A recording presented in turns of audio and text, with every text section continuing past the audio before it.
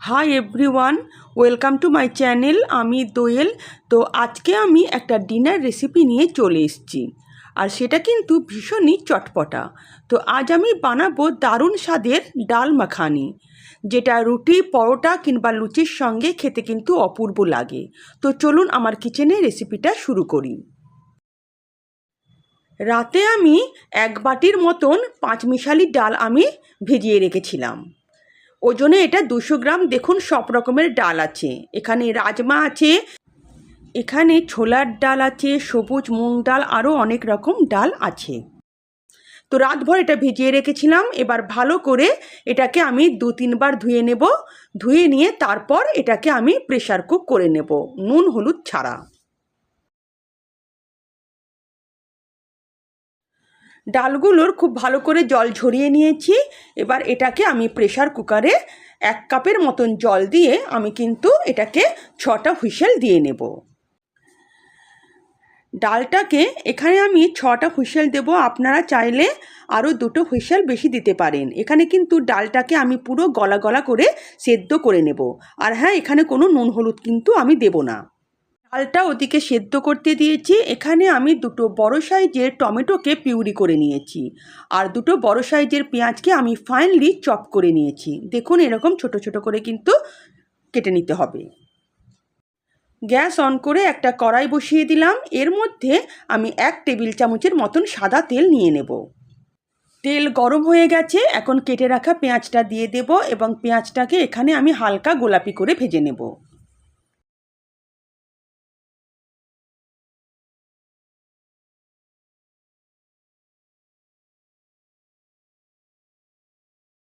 পেঁয়াজটা হালকা ভাজা ভাজা হয়ে এসছে। এখন এর মধ্যে দিয়ে দেব বড় চামচের 1 চামচের মতন আদা রসুন গ্রেট করে রাখা। আপনারা চাইলে এখানে কিন্তু পেস্টও দিতে পারেন। এবার ভালো করে আদা রসুনটাকে আমি একটু ভেজে নেব পেঁয়াজের সঙ্গে, যাতে আদা রসুনের কাঁচা গন্ধটা চলে যায়। 1 মিনিটের মতন ভেজে নেওয়ার পর এর মধ্যে এবার দিয়ে দেব আমি পেস্ট করে রাখা টমেটো পিউরিটা। পুরোটাই আমি ঢেলে দেব। টমেটো পিউরিটাকে এখানে আমি 4-5 মিনিট খুব ভালো করে কিন্তু ভেজে নেব। এই টমেটোর মধ্যে যে জল ভাবটা আছে সেটা যেন একদম শুকিয়ে গিয়ে শুকনো শুকনো হয়ে যায়।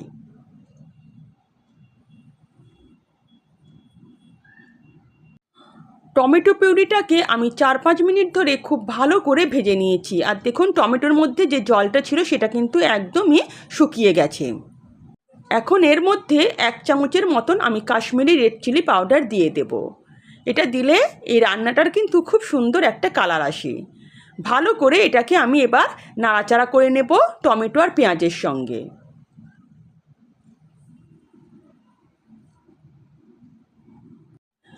ডালটাকে আমি 6-7টা সিটি দিয়ে দেখুন প্রেসার কুক করে নিয়েছি, এবং এরকম দেখুন গলা গলা করে কিন্তু সেদ্ধ করে নিতে হবে। দেখুন টমেটো পিউরিটা খুব ভালোভাবে কষানো হয়ে গেছে এবং এর থেকে তেল ছেড়ে আসছে। এখন এর মধ্যে আমি এই সেদ্ধ করে রাখা ডালটা দিয়ে দেব। ডালটাকে দিয়ে আরও 4-5 মিনিট খুব ভালো করে আমি এভাবে হাতা দিয়ে কষাতে থাকবো। নাড়তে নাড়তে এর কিন্তু কালারটাই চেঞ্জ হয়ে যাবে, খুব সুন্দর একটা কিন্তু কালার চলে আসবে। দেখুন কি সুন্দর একটা কালার চলে আসছে। এভাবে কিন্তু অনবরত 5-6 মিনিট নাড়াতে হবে। 5-6 মিনিট পর এর মধ্যে দিয়ে দেব আমি স্বাদ মতন লবণ। লবণটা আমি হাতেই দিলাম, এটা 1 চামচের মতন আমি লবণ দিয়ে দিলাম। লবণ দিয়ে ভালো করে আর একবার নাড়াচাড়া করে নিতে হবে। কিছুক্ষণ লবণ দিয়ে নাড়াচাড়া করার পর এবার এর মধ্যে আমি পরিমাণ মতন একটু জল দিয়ে দেব। এটা কিন্তু একটু ঘন ঘন হয়, তাই খুব বেশি জল দেব না। এখানে আমি জাস্ট 1 বাটির মতন জল দিয়ে দিলাম। ভালো করে আর একবার নাড়াচাড়া করে নেব। তারপর এর মধ্যে কিছু শুকনো মশলা আমি অ্যাড করে দেব। এখানে মশলা কিন্তু খুবই অল্প লাগবে। এখানে আমি ছোট চামচের 1 চামচ দিয়ে দিলাম ধনে গুঁড়ো, আর 1 চামচের মতন রোস্টেড জিরে গুঁড়ো। তার সঙ্গে সামান্য দিয়ে দিলাম একটু গরম মশলা। গরম মশলা এখানে খুবই কম লাগবে। এবার ভালো করে 3টে মশলাকে আমি ডালের সঙ্গে এভাবে হাতা দিয়ে ভালো করে মিশিয়ে দেব।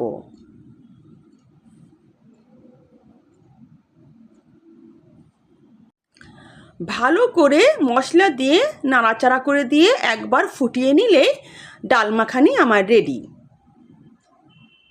উপর থেকে এর মধ্যে আমি কিছুটা ধনেপাতা আর আমি কাঁচা লঙ্কা ছড়িয়ে দেব।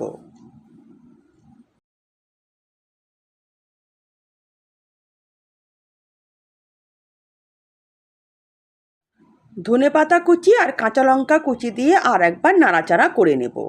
তারপর আমি ডালটাকে গ্যাস থেকে নামিয়ে নেব। এখনও কিন্তু এটা তড়কা দিতে বাকি আছে। তো ডাল আমার রেডি হয়ে গেছে। এবার একটা স্পেশাল তড়কা এর মধ্যে আমি দিয়ে দেব। একটা ছোট কড়াই বসিয়ে দিলাম, তার মধ্যে আমি 1 চামচের মতন সাদা তেল নিয়ে নিলাম। তেল গরম হয়ে এলে এর মধ্যে 1 চামচের মতন আমি রসুন কুচি দিয়ে দিলাম। রসুনটাকে আমি কিছুক্ষণের জন্য তেলের মধ্যে হালকা বাদামি করে ভেজে নেব।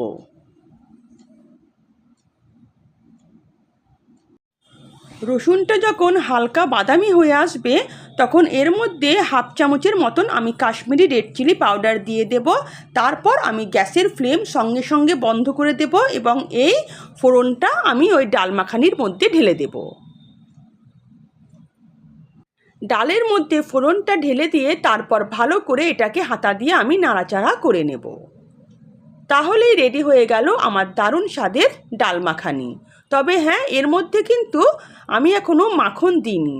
এটা আমি যখন ডালটাকে সার্ভ করব তখনই তার মধ্যে আমি মাখন দেব। এবার আমি গরম গরম ডাল মাখানি পরিবেশন করে দেব সুজির পরোটার সঙ্গে।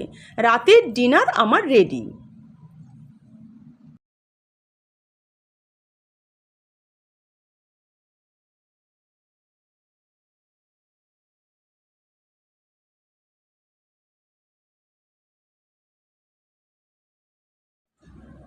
উপর থেকে 1 চামচের মতন মাখন আমি দিয়ে দেব। তাহলে আমার ডাল মাখানি রেডি। এটা আমি সুজির পরোটার সঙ্গে খাবো। আপনারা চাইলে রুটি বা লুচির সঙ্গেও খেতে পারেন। খেতে কিন্তু অপূর্ব লাগে।